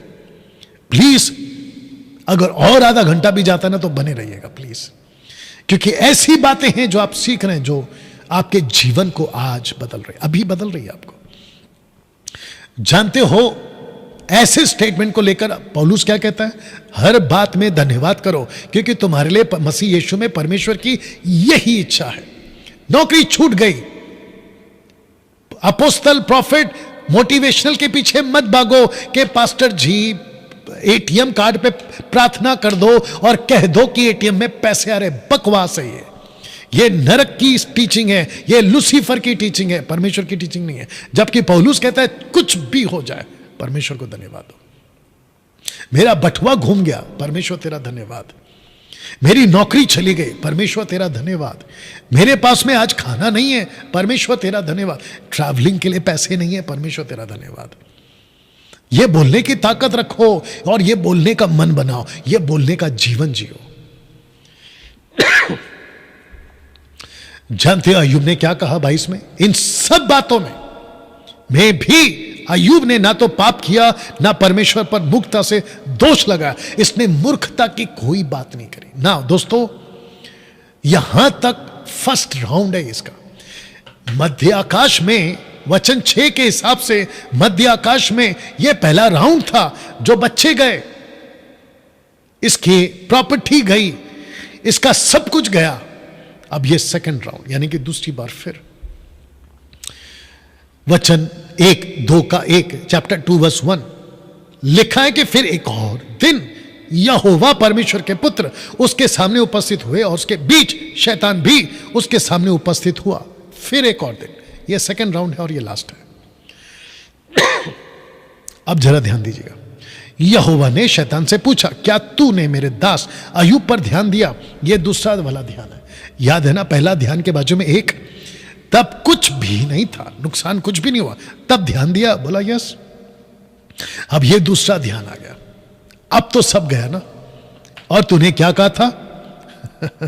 ये मेरे लाभ के लिए, मतलब इसको फायदा हो रहा है इसलिए मेरी आराधना कर रहा है। तो फिर यहां पे क्या कह रहा है?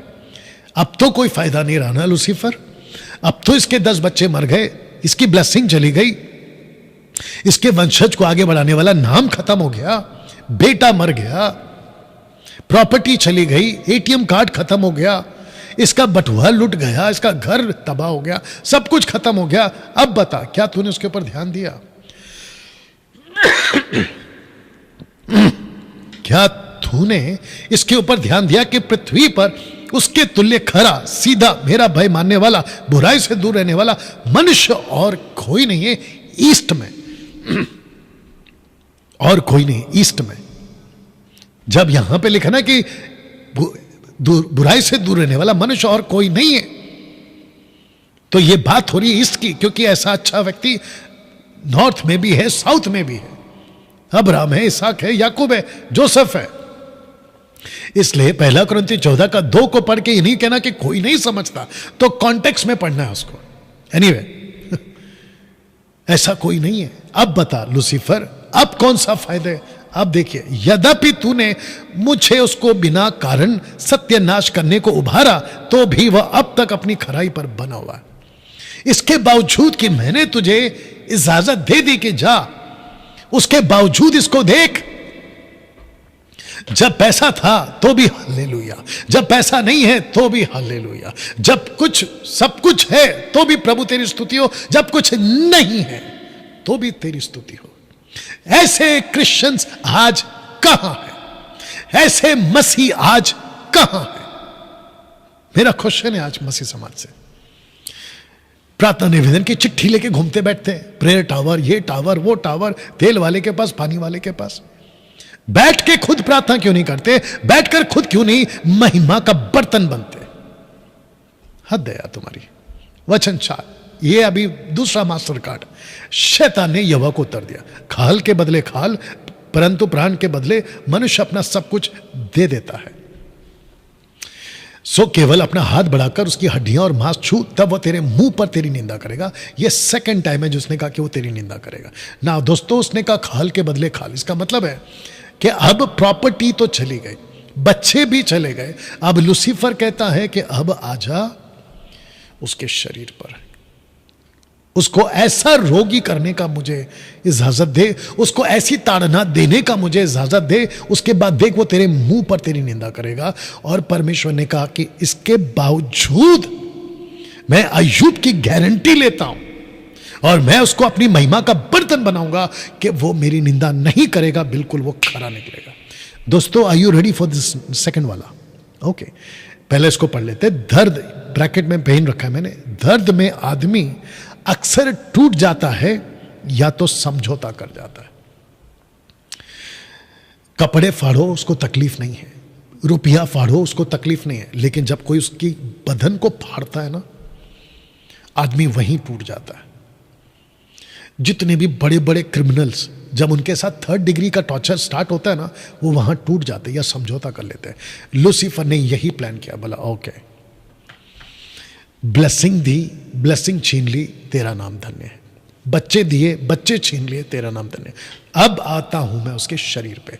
तो वचन 7, 2 का 7, तब शैतान यहोवा के सामने से निकला, अय्यूब को पांव के तलवे से लेकर सिर की चोटी तक बड़े बड़े फोड़ों से पीड़ित कर दिया।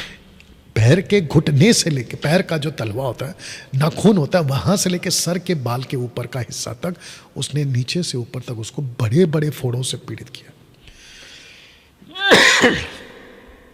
वचन 5, मेरी देह कीड़ों और मिट्टी के ठीलों से ढकी हुई है, मेरा चमड़ा सिमट जाता है और फिर गल जाता है। ऐसा गुस्सा दिखाया उसने उसके शरीर पर। 7 का 14, तब तू मुझे स्वप्न से घबरा देता, दर्शनों से भयभीत कर, मतलब मुझे इतने डरावने सपने आते हैं, किसकी ओर से? लूसीफर की ओर से, और मैं डर जाता हूं।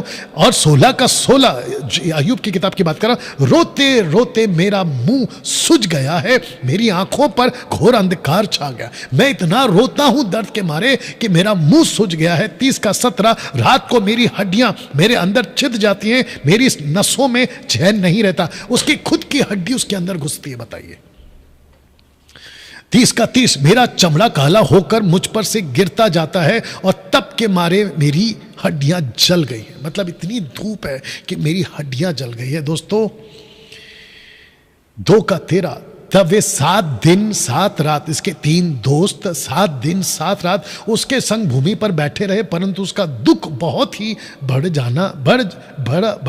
जानकर, उसका दुख बढ़ा जानकर किसी ने उससे एक भी बात नहीं की। इसका मतलब है कि उसका दुख इतना भयंकर था कि 7 दिन 7 रात उसके 3 दोस्त जो से उम्र में ज्यादा हैं उसके साथ बैठकर एक बात नहीं करते, बस उसको निहारते जा रहे हैं कि इसका दर्द कितना भयंकर है। बताइए, खाल के बदले खाल। लूसीफर ने कहा ओके, मैं इसको इतना दर्द दूंगा, मैं इसके चमड़ी को इतना काटूंगा, मैं इसके शरीर में इतनी चोट पहुंचाऊंगा, यह दर्द को बर्दाश्त नहीं कर पाएगा और यह परमेश्वर की निंदा करेगा। ऐसा अय्यूब परमेश्वर के हाथ का महिमा का बर्तन बनने को तैयार हो गया ना। दोस्तों इसको रख रहा हूं, 2 का 8, तब अय्यूब खुजलाने के लिए ठिकरे से लेकर एक ठिकरा लेकर राख पर बैठ गया। राख पर, क्या आप कभी राख पर बैठे हो? क्या ऐसा अनुभव राख पर बैठने का आपको आया है? और जब आया था महिमा का बर्तन बनकर राख पर बैठने का, तब तुमने मसीह को छोड़ दिया था। तुम मसीह की निंदा करना शुरू कर दिए। मेरे घर पे मौत हो गई, कैसा परमेश्वर? मेरी नौकरी छूट गई, कैसा परमेश्वर? मेरे घर पे तकलीफ, कैसा परमेश्वर? मेरे शरीर में बीमारी, कहां है परमेश्वर? ऐसे तुम राख पर बैठने के, जबकि प्रभु चाहता था कि महिमा का बर्तन बनकर राख पर थोड़ा देर के लिए बैठ जा बेटा। मैं लूसीफर को गलत साबित करना चाहता हूं, मैं उसकी नजर में खुद को सही साबित करना चाहता हूं कि मेरे लोग जो मेरे पीछे चलते हैं वो स्वार्थी लालची नहीं है। लेकिन तू गिव अप कर गया। जानते हो, जब ये राख पर बैठा था ना, आपके दिमाग में एक पिक्चर बनाई।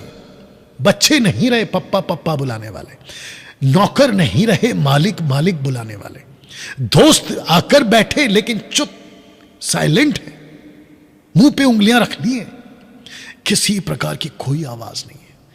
अगर किसी की आवाज है तो ये खुद की आवाज है, चीखने की, रोने की, तड़पने की।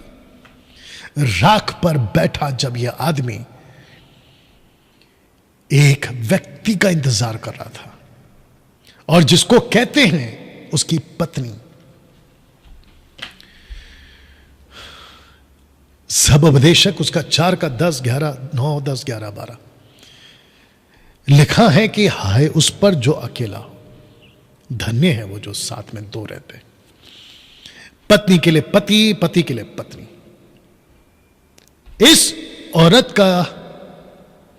इस औरत के लिए उसके जीवन में एक गोल्डन अपॉर्चुनिटी था कि इसके साथ खड़ी रहकर, इसके दुख में शामिल होकर, इसको सपोर्ट करने का मौका, परमेश्वर की तरफ से वो रिवॉर्ड, अवार्ड, इनाम पाने का मौका अपनी मूर्खता के चलते ये खो बैठी। ऐसी बहुत सारी औरतें यानी कि पत्नियां, और ऐसे बहुत सारे पति अपनी पत्नियों के लिए जब मौका आता है कि सपोर्ट और साथ में खड़े रहे और उसको कहें कोई बात नहीं, यह दुख की घड़ी है, निकल जाएगा, यह तकलीफ का दौर है, निकल जाएगा, आज पैसे का दिक्कत है, निकल जाएगा, आज घर पर राशन नहीं है, कोई बात नहीं। ऐसा साथ देने के बजाय, मोटिवेट करने के बजाय, वचन से उत्साहित करने के बजाय, जो व्यक्ति मजबूत होना चाहता है या चाहती है उसको डीमोटिवेट करना। कहां है तुम्हारा परमेश्वर? तुम तो बाइबल करते रहते हो, तुम तो चर्च करते रहते हो, तुम तो यीशु, अब कहां गया? ऐसी वाली बातों से आप कैसे हरकतें करते ये आप जानते हैं। मन फिराओ। अगर आप ये वीडियो देख रहे हैं, जानते हो इसने क्या कहा? वचन 9 को पढ़वा रहा हूं। लिखा है कि तब उसकी स्त्री यानी कि उसकी पत्नी उससे कहने लगी, क्या तू अब भी, इसका मतलब क्या है? ये औरत नहीं समझी कि मध्य आकाश की लड़ाई क्या है। जो मध्य आकाश की लड़ाई नहीं समझता ना, वही ऐसी बातें करेगा। जो आत्मिक दुनिया को नहीं समझता ना, वही ऐसी बातें करेगा। यही वजह है कि अगर पति आत्मिक है तो पत्नी भी होनी चाहिए। जो लड़का भी शादी नहीं किया, ऐसी लड़की ढूंढो जो आत्मिक है। खूबसूरती मत देखो, उसका शरीर मत देखो, उसकी बैकग्राउंड मत चेक करो, कितना पैसा है, कैसा दिखता है मत देखो, आत्मिकता में कितना मजबूत है वो देखो, लड़का हो या लड़की। इस औरत ने कहा, क्या तू अब भी अपनी खराई पर बना रहेगा? इसका मतलब क्या है? यह खराई पर बना था। इसके मुंह से इसने नहीं पूछा, क्यों? क्योंकि उसको पता था कौन खराई पर बना है। परमेश्वर की निंदा कर, चाहे मर जाए तो मर जा। यह शब्द इस औरत के मुंह पे किसने डाला कि परमेश्वर की निंदा कर? कर्स गॉड, लूसीफर ने। एक तरफ दर्द है, सर से नीचे पैर तक फोड़े हैं, चोट ही चोट है, तकलीफ ही तकलीफ है, उसके बावजूद 10 में क्या कहता है देखो। कहता है उसने उससे कहा, अय्यूब ने पत्नी से कहा, तू एक मूढ़ स्त्री है, फुलिश वुमन, मूर्ख औरत, तू एक मूढ़ स्त्री की सी बातें करती है। क्या हम जो परमेश्वर के हाथ से सुख लेते हैं दुख ना लें? इन सब बातों में भी अय्यूब ने अपने मुंह से कोई पाप नहीं किया। वाह! आपको पता है, जब पति कमजोर हो तो पत्नी को मजबूत होना होता है, जब पत्नी कमजोर हो तो पति को मजबूत होना होता है। कई बार क्या होता है, ये भी कमजोर, ये भी कमजोर, खत्म। मजबूत बनिए ना, सपोर्ट करिए ना, साथ में खड़े रहिए ना, और ऐसे आत्मिक बनिए ना, पति हो या पत्नी। क्या जज्बा नहीं इस आदमी का? मैं आपको बताऊं, अच्छे अच्छे टूट जाते जब दर्द आना शुरू होता है। मैंने कितनों को देखा है, मेरे मुंह से कोई गलत निकल दिया, बोला क्यों? मैं तो दर्द में था, मैंने ये निर्णय ले लिया, बोला क्यों? मैं तो दर्द में था। अरे क्या बकवास है। बोला मुझे ये तकलीफ आ गई थी, मुझे वो तकलीफ आ गई थी, डॉक्टर ने मुझे कोई बड़ी बीमारी बता दी थी, इसलिए मैं भटक गया या भटक गई। तो फिर अय्यूब को क्या करना चाहिए था? इसके मुंह से शब्द निकला, देखो क्या निकला। कहता है, क्या हम जो परमेश्वर के हाथ से सुख लेते हैं दुख ना ले? हमने सुख लिया था ना, अब दुख ले रहे, तो क्या दिक्कत है? मैं महिमा का बर्तन बनने को तैयार हूं। अगर तुझे नहीं बनना है, जस्ट लीव। 1 का 8 और 2 का 3 आपको मैंने बताया था ना, धन्य 1 धन्य 2। अभी क्लियर कर देता हूं। यहोवा ने शैतान से पूछा, 8 में यहोवा ने शैतान से पूछा, 2 का 3 में, क्या तूने उस पर ध्यान दिया? धन्य मतलब नॉट धन्य, ध्यान दिया, माफ चाहता। इन दोनों जगहों पर अंतर क्या है?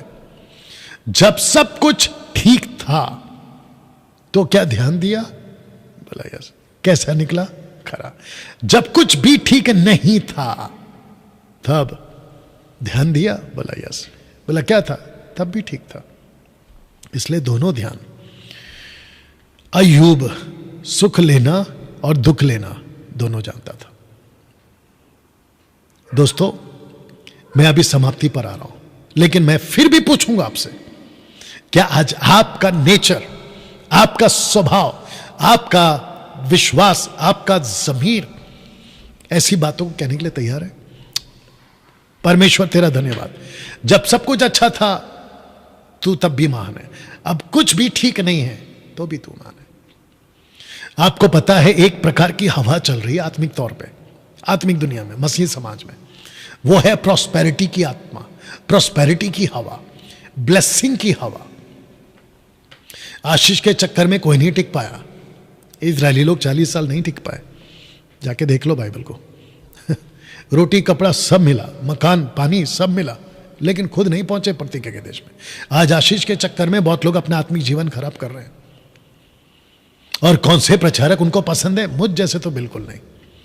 ऐसे पापा मम्मी तेल पानी वाले, हाथ रखने वाले, हाथ रखकर ब्लेस करने वाले, मेरे बच्चों को ब्लेस करो, मेरी गाड़ी को ब्लेस करो, बकवास।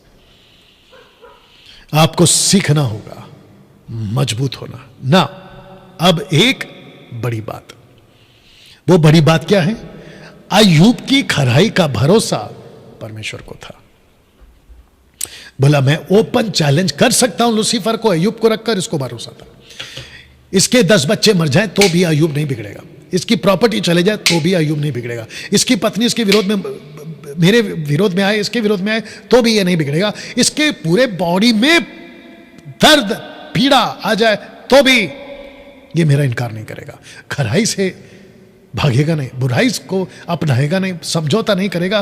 परमेश्वर को इस बात का भरोसा था। तब जाकर 1:8 में क्या कहता है, बुराई से दूर रहने वाला मनुष्य ईस्ट में और कोई नहीं है।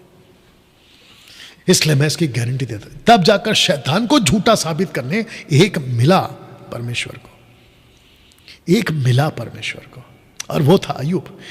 जानते हो इन तीनों दोस्तों ने दोष लगाया था इसके ऊपर। ये बात नहीं समझ पाए कि अय्यूब जो है एक महिमा का बर्तन बना है परमेश्वर के हाथों में। ये लोग नहीं समझ पाए। क्यों? क्योंकि इनका जो रिश्ता था परमेश्वर के साथ में वो वैसा नहीं था जैसा अय्यूब का था। जानते इन्होंने क्या कहा, तुझ में ही कोई पाप है। ये इसको कहते थे माफी मांग, कन्फेस कर ले, प्रभु तुझे माफ करेगा। 4 का 7 में कुछ झलक दे देता हूं। क्या तुझे मालूम है कि कोई निर्दोष भी कभी नाश हुआ है? मतलब तूने पक्का कुछ किया है इसलिए तू नाश हो रहा है, या कहीं सजन भी काट डाला गया। मतलब क्या किसी अच्छे व्यक्ति को भी ऐसी तकलीफ हुई है? इसलिए तू तौबा कर, माफी मांग। दोस्तों शायद पहली बार, या आपने कभी ध्यान नहीं दिया, मैं भी गलत हो सकता हूं, आपको पता है अय्यूब के 3 दोस्तों के साथ 1, 2, 3 और यह बीच में बैठा अय्यूब 4, इसके अलावा एक और है, ये देख लीजिए पिक्चर में, जिसका नाम है बूजी बरहा खेल का पुत्र एलीहू। पूरे 6 अध्याय पर बात करता है, 32 से लेकर पूरे 37 तक 6 अध्याय में। तेमानी एलिपज, शुही बिलदीद और नमाती सपोर। इसके अलावा एलीहू ये गुस्सा करता है 3 दोस्तों को, और ये गुस्सा करता है अय्यूब को। दोस्तों को क्यों गुस्सा करता है? क्योंकि वो कन्विंस नहीं कर पाया अय्यूब को कि तू गलत है। अय्यूब को गुस्सा क्यों करता है? क्योंकि अय्यूब कहता है मैंने कोई गलती नहीं की है। तब जाकर अय्यूब क्या कहता है, भला होता कि मेरी बातें लिखी जाती, भला होता कि वे पुस्तक में लिखी जाती, लोहे की टांकी और शीशे से वे सदा के लिए चट्टान पर खोदी जाती। मुझे तो निश्चय है कि मेरा छुड़ाने वाला जीवित है और वह अंत में पृथ्वी पर खड़ा होगा।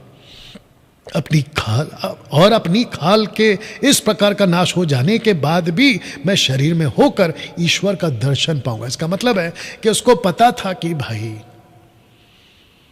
कोई तो है जो मुझे अपनी इच्छा के अनुसार महिमा का बर्तन बनाकर इस्तेमाल कर रहा है। 40 का 11 ये परमेश्वर कह रहा है अय्यूब को, अपने अति क्रोध की बाढ़ को बहा दे। अय्यूब तुझे गुस्सा है, मैं जानता हूं तुझे गुस्सा मुझ पर नहीं है, गुस्सा तुझे इस बात का है कि मैं महिमा का बर्तन। 3 अध्याय में ये खुद के जन्मदिन को कोसता है। कैसे ना परमेश्वर को दोष दिया, ना दोस्तों को दोष दिया, ना किसी को दोष दिया, लेकिन इसने खुद को दोष दिया। कैसे? मेरे साथ ये कैसे? तो परमेश्वर कहता है कि ठीक है, मैं जानता हूं कि तेरा कोई कसूर नहीं है, मैं जानता हूं कि मेरी इच्छा को पूरा करने के लिए और मुझे सिद्ध करने के लिए, उसको झूठा किसको, लूसीफर को, तू वो बर्तन बना है, इसलिए क्रोध के बाढ़ को बहा दे। 10 पढ़िएगा। अब अपने आप को महिमा और प्रताप से सवार और ऐश्वर्य तेज के वस्त्र पहन ले। अब तेरा वक्त आ गया है ईस्ट में, और आगे जितनी भी दुनिया होगी, आज की तारीख में 2024 में तुझे एक आदर्श बनाने का वक्त आ गया है। महिमा का पात्र, महिमा को प्राप्त करने वाला पात्र, और तुझे ऐश्वर्य तेज के वस्त्र तुझे पहनाने का वक्त आ गया है। जानते हो इसका अंत कैसे हुआ? 42 का 12 में देखो, यहोवा ने अय्यूब के पिछले दिनों में उसको अगले दिनों से अधिक आशीष दी। फिर से 7 बेटे, फिर से 3 बेटियां, और ऐसी बेटियां जिनका जिक्र है इसके 42 चैप्टर में कि अद्भुत बेटियां। और जो प्रॉपर्टी थी, जहां 7 थी वहां 14,000, जहां 5 थे वहां 10,000, हर चीज का डबल। इसकी पत्नी का फिर जिक्र नहीं कि उसकी पत्नी दूसरी कौन थी, उसका जिक्र नहीं है। मूसा ने शायद, अगर लेखक वही है तो नहीं लिखा उसने, लेकिन ऐसा ब्लेसेड पात्र बनकर परमेश्वर को सच्चा, शैतान को झूठा। और आपको पता है, थर्ड राउंड नहीं हुआ, फर्स्ट राउंड हुआ, सेकेंड राउंड हुआ, लेकिन थर्ड राउंड नहीं हुआ। पता है क्यों? क्योंकि लूसीफर अपने जितने भी दांव पेच थे ना, वो सब लगाकर आखिर में गिव अप कर गया, हार गया। यीशु के पास भी आया था, यीशु के पास आया था, यीशु के पास में भी गिव अप कर गया, हार गया और चला गया। लगे हाथ आपको यह भी बता दो कि लूसीफर को मात्र 3 बार टोटल बाइबल में डायलॉग करते हुए पाया गया, मात्र 3 बार। एक अदन की वाटिका, दूसरा अय्यूब का जीवन, तीसरा यीशु मसीह की 40 दिन की परीक्षा में, मत्ती 4, लूका 4। उसके बाद में आपको लूसीफर का डायलॉग नहीं मिलेगा, उसकी हरकतों का जिक्र सब जगह मिलेगा। दोस्तों कैसा लगा? वाह! तो मैं समाप्ति पे ये पूछूंगा और इसको रखकर पूछूंगा, क्योंकि 8 सितंबर से हम एवरी संडे सुबह 10 बजे आएंगे। तो मैं पूछूंगा, क्या महिमा का बर्तन बनने को तैयार हो, जिसमें परमेश्वर कहे कि अनीता, सुनीता, अनिल, सुनील, राकेश, मुकेश, सलीम, सलमान, तुम जो भी हो, डैनियल, MMB, मसीह मंथन, खरी शिक्षा वालों, तुम जो भी हो, क्या तुम महिमा का बर्तन बनने को तैयार हो, या फिर शिकायतें करोगे मेरे साथ क्यों? आइए प्रार्थना करें। अनुग्रहकारी पिता, मैं तेरा धन्यवाद देता हूं, धन्यवाद देता हूं ऐसे वचन के लिए, धन्यवाद देता हूं इस अद्भुत शिक्षा के लिए। प्रभु जी, मैं जानता हूं कि तूने आज कई हजारों लोगों के जीवन को प्रभावित किया है, अय्यूब के जीवन से। परमेश्वर, मैं तेरा धन्यवाद देता हूं कि ऐसा ही जज्बा और ऐसा ही जुनून और ऐसा ही पैशन तेरे राज्य के लिए, तेरे पीछे चलने के लिए हम रख सके।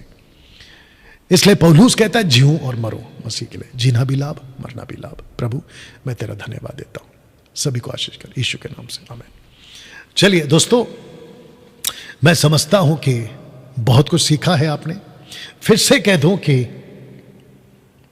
8 सितंबर से, अगले महीने 8 तारीख से हम सुबह 10 बजे आपके लिए फेसबुक और यूट्यूब पर लाइव आने की कोशिश करें। अपना ख्याल रखें, वीडियो को खूब शेयर करें। अगले हफ्ता फिर मुलाकात होगी। God bless. जय मसीह।